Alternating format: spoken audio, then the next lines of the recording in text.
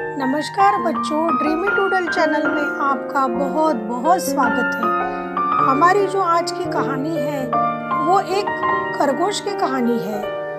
एक समय की बात है, एक छोटा सा गांव था जहां एक खरगोश का छोटा सा बच्चा रहता था। उसका नाम था पिंटू।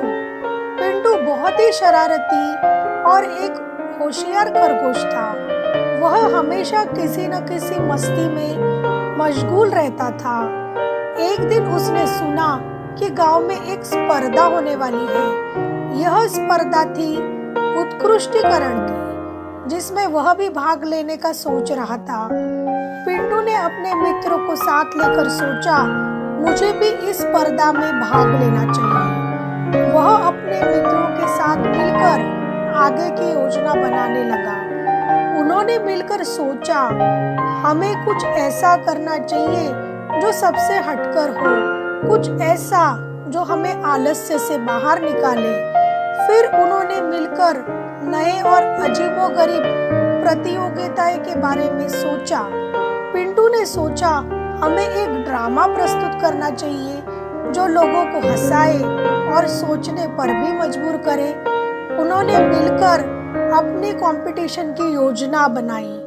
पिंटू ने सोचा, हमें कुछ ऐसा करना चाहिए जो हमें अलग बनाए, हमें ऐसा कुछ दिखाना चाहिए जो किसी ने कभी नहीं देखा हो।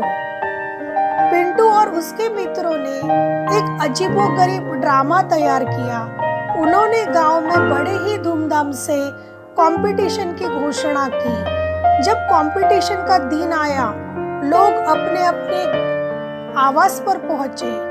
पिंटू और उसके दोस्त भी अपने आवास को सजाया।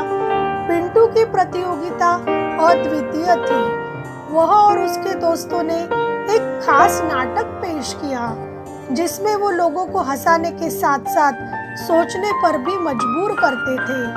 उनका नाटक इतना मनोरंजक था कि लोग बेहद प्रभावित हो गए। प्रतियोगिता के अंत में जब पुरस्कार वितरण का समय आया, तब लोगों ने उनकी बहुत प्रशंसा की। पिंटू और उसके दोस्तों की यह अद्वितीय प्रतियोगिता काफी प्रशंसनीय थी। उन्हें सबने सपोर्ट किया और उनकी कंपटीशन की योजना को भी सराहा। उन्होंने यह भी सीख दी कि हमें हमेशा अपने आप को बदल कर दिखाने की जरूरत नहीं होती। हमें वही रहना चाहिए जैसे हम हैं, और हमें अपनी क्षमताओं को सही तरीके से प्रयोग करना चाहिए। पिंटू और उसके दोस्तों की यह कहानी हमें यह सिखाती है कि सफलता का रास्ता हमेशा अद्वितीय होता है। हमें हमेशा अपनी मेहनत और अद्वितीयता का उपयोग करना चाहिए।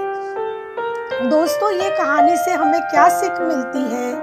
तो इस प्रतियोगिता में पिंटू और उसके दोस्तों ने सफलता हासिल की।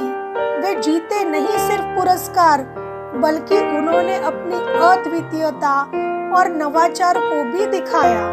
इस कहानी से हमें यह सीखने को मिलता है कि हमें हमेशा अद्वितीय सोचने और करने की क्षमता रखनी